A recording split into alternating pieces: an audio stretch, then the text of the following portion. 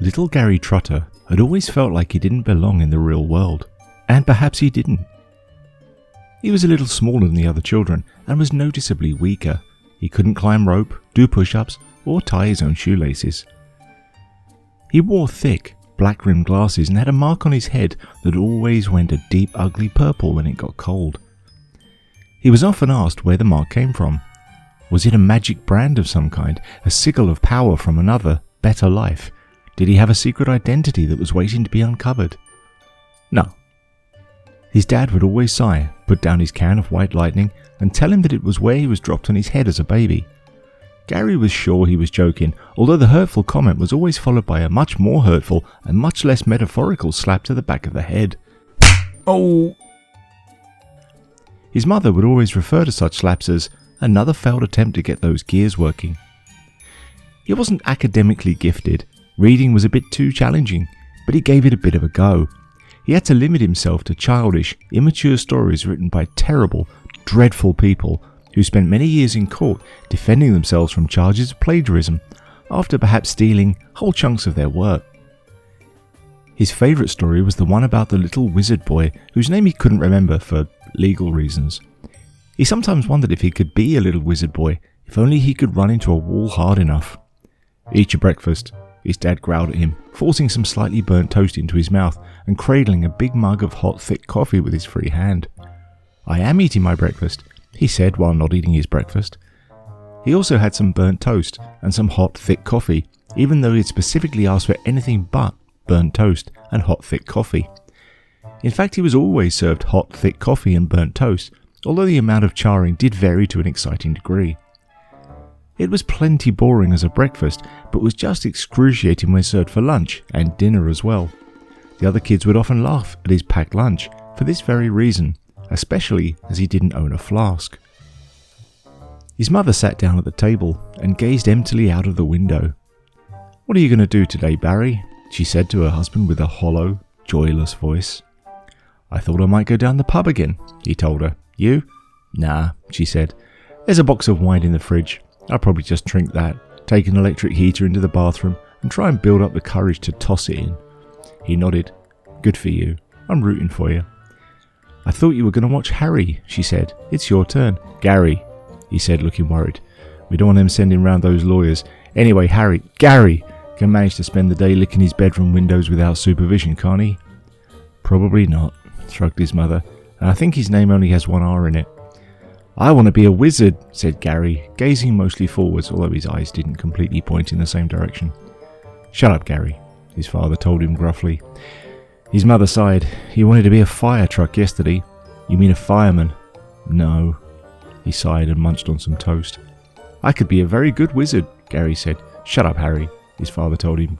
"Gary," she corrected. "Gary," corrected Gary. Gary had already finished licking all of his windows and was beginning to get rather bored.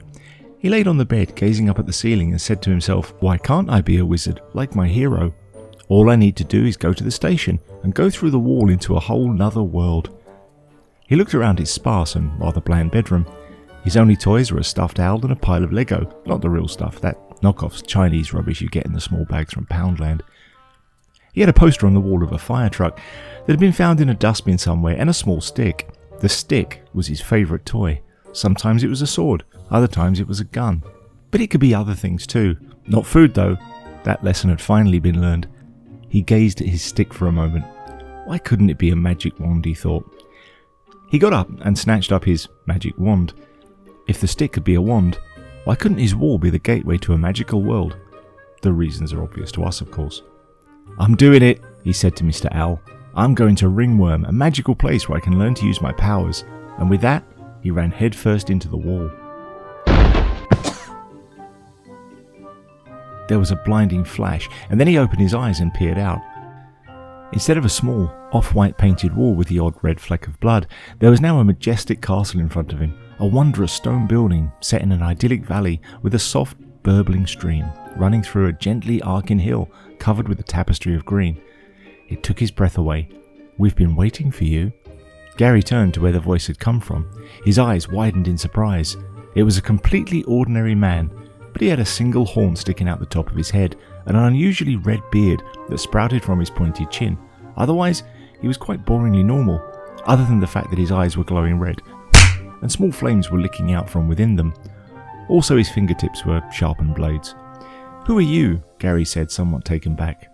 "I'm here to invite you to join us at the school," the creature told him with a grin. "You're one of us, Gary." "I'm going to be a wizard," he said, a wide grin on his happy face. He shrugged and sucked in air noisily through his completely normal, other than being pointed and made from the heads of snakes, teeth. "It's technically just a magical school for legal reasons," he said. "Also, we don't say wizard here because we'd probably have to settle out of court for any plagiarism complaints. This is a warlock school." "A school for warlocks," Gary said. "Isn't that the same thing?" "It's exactly the same thing, that's the problem with it. If anything original happened in one of these stories, it would probably end the universe. But if people are buying this crap, there will always be people writing it." "Stories?" Gary frowned. The creature pointed to the building. "It has many stories, each more cliched than the last." "I don't know what a cliche is," Gary said with a vacant smile. "You'll find out in these kind of stories," the monster said with a perfectly normal smile, except that his mouth was at the bottom of his left foot and had eyes in it, and bees came out of it every time he spoke, and, well, you get the idea. As school began, Gary was dressed in the long, flowing black robes befitting the garb of a trainee warlock. He proudly held his stick in his hand as he sat in class, waiting for the first teacher to arrive. Next to him sat a very attractive young lady, whose race I shall briefly mention as one thing, but will later deny ever saying, and then change for the extremely specious purpose of seeming to signal some kind of virtue. I might also later say she's gay, not that it matters in any way. In fact, Gary's gay, why the hell not? She turned to him and said, "I'm your best friend now, and we'll have lots of adventures together because this school has absolutely no interest in assuring the safety of the young people in its care." Gary nodded enthusiastically. "I like it when schools have absolutely no interest in assuring the safety of the young people in their care. That's why I was expelled from the last 3 schools for drinking paint, eating glue, and pooping brightly coloured and very sticky stuff onto my chair. 7 times. They told me the limit was 6. 2 of them had sparkles." "Oh," she said sadly and began looking around. "I guess there's that ginger kid. Maybe I can talk to him." With that, the teacher walked in, smashing the door open heavily and causing a crushing silence to descend over the children. "Good morning," he said. He was a fierce-looking, lion, I guess. He walked on 2 legs and wore silver-framed spectacles and was called, Alan. Yeah, Alan, that'll work. "Ha-ha," Gary said out loud. "He's a lion." That's not very original. Alan frowned and sighed to himself. "Quite. In this magical place, some of the animals talk. But there is a sinister villain hiding out somewhere that will probably try to kill you all at some point. We tried putting up signs that said no villains, but they didn't seem to work. Also, on a completely unrelated note, the headmaster is a mountain goat, and there is nothing suspicious about that whatsoever." Gary looked at the young lady and said, "Our teacher is a lion."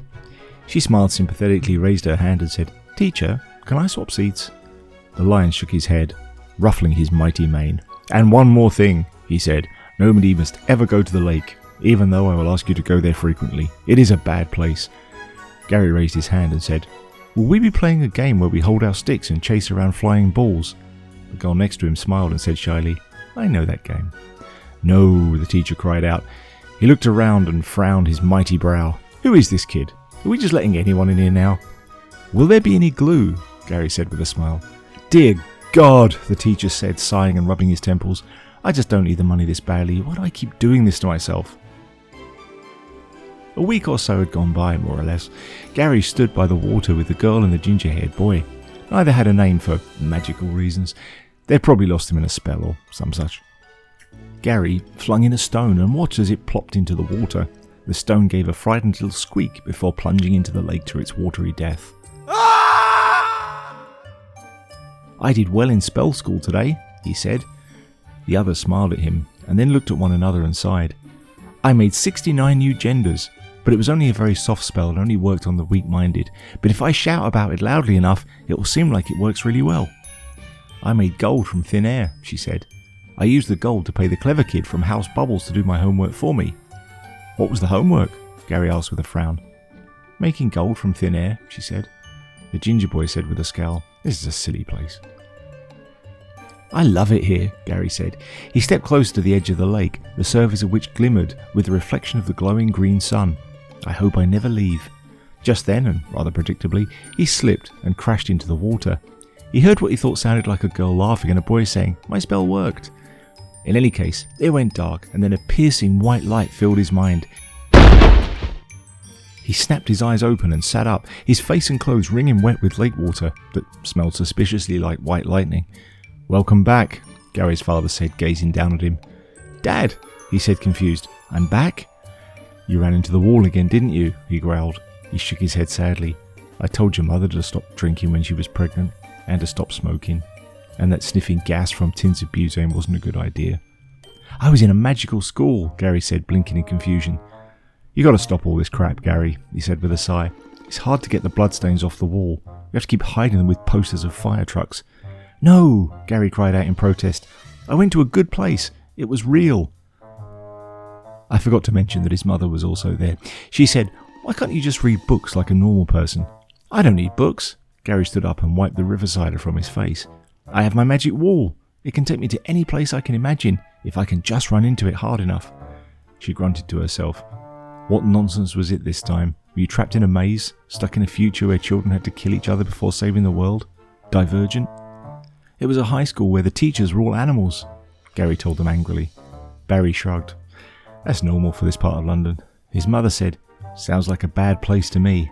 "No," Gary said with a severe, angry tone. "This is the bad place." His father shook his head. "This is why I drink," he told his wife, sipping from the can. "He gets this from your side of the family, you know. Running into walls didn't do me any harm," she said with a shrug. Barry hung his head. He said after a lengthy pause, "I'm off to the pub."